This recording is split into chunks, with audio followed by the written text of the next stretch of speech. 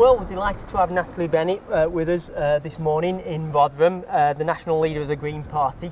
If I can start by asking you, Natalie, how can we effectively combat the austerity cuts that are savaging our local services at the moment? Well, what's really important is to make sure that we've got local councils that are doing everything they possibly can, straining every sinew, looking at every alternative means by which they can not cut services, keep services open. One of the things we want to do is make sure we don't close libraries, children's centres. Once they're closed and sold off, they're gone. We need councils that are looking to do everything they possibly can to protect services, particularly the services for the most vulnerable. And sadly, what we're seeing in some parts of the country is particularly Labour councils who just say, oh, it's all the Tories' fault. And of course, it is the fault of the central government and the Tory cuts, but they're not doing what they can to minimise the impacts of those cuts. Rotherham, as you know, has had huge adversity over the recent headlines. What are your reflections on this? Well, I think one of the things we have to talk about when we're talking about child sexual exploitation is that what's really key is that we have to listen to the victims. We have to make sure that anyone who comes forward, any child, any adult who comes forward is listened to, is treated utterly appropriately.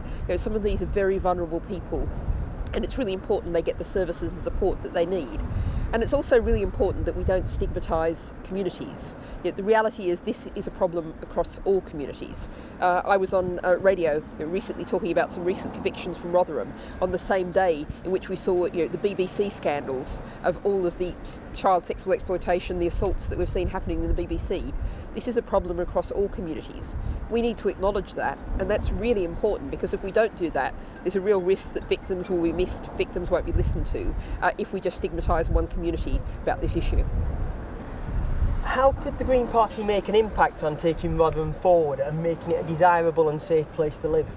Well, what we've got is, of course, the council elections coming up in May, and for the Green Party, these are great elections around the country. Last year we saw the Green surge, where our membership more than trebled, and we saw 1.1 million votes in the general election. That was more votes than we've got in every general election previously, all added together.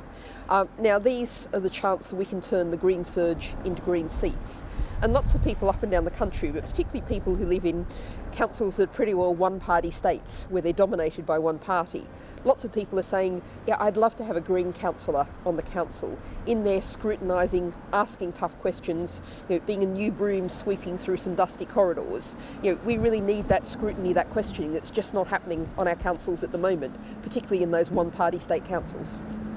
According to the last census, less than 6% of Rotherham commuters were using public transport. Have you got any suggestions on how we can start locally to integrate the transport systems and help combat pollution?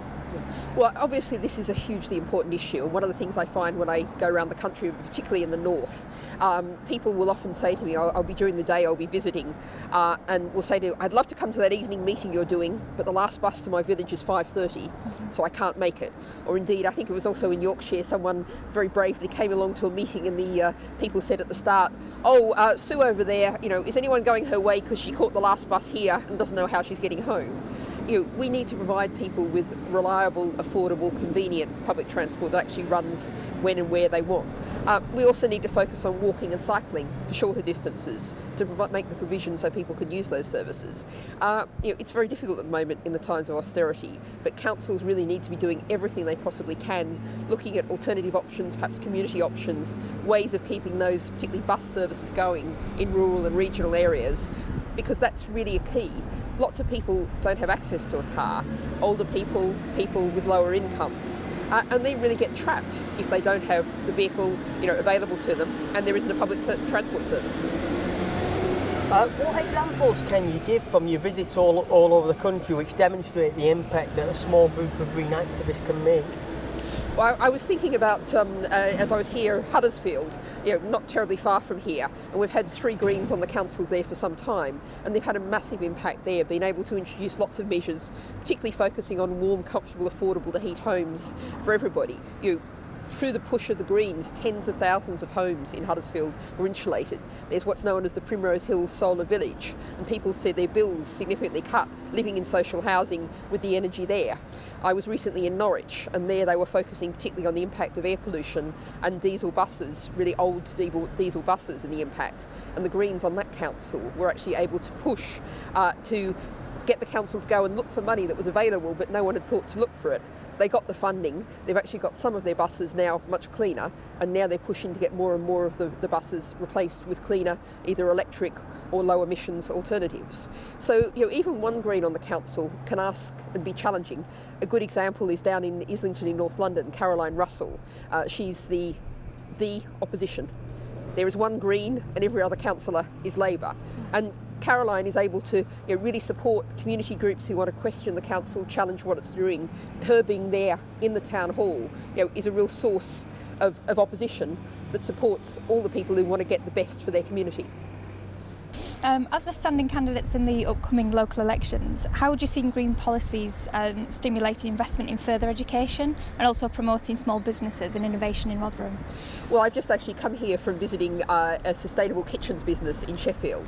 And, it's a great example of what you can do in terms of creating jobs, creating business opportunities, generating money for Sheffield.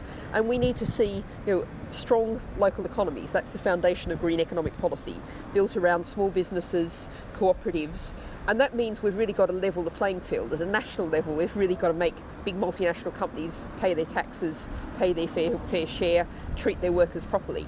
But there's still a lot that a local council can do to make sure that premises are available at affordable cost, to look at how you can encourage business incubators, start-up, pop-up shops.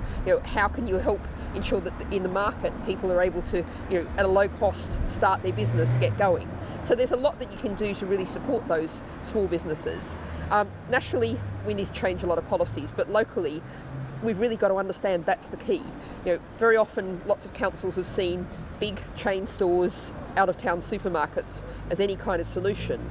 But here in Meadowhall, that's a huge suck of money and people away from Rotherham.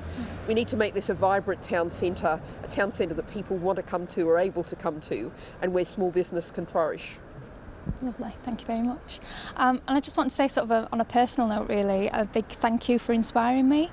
I actually wouldn't be standing as a councillor today if you hadn't replied to one of my tweets that I sent out. So you told me, why don't you stand? Because I couldn't vote for anybody locally, I couldn't vote for anybody nationally, because I wanted to vote Green, and now I'm standing because of you. So thank you very much. Well, thank you very much for that. And that's, is a broader sort of policy position, a position of philosophy really, that at the moment lots of us are having politics done to us, and we need to make politics something that you do, not have done to you. The state of Britain today, economically, socially, environmentally, politically, our education system, a lot of it's broken, and it's within the hands of everybody, whether you do it through the Green Party, whether you do it through a local campaign, a petition, a march, an action. If we all get together and campaign for change, we can make that change happen. Brilliant.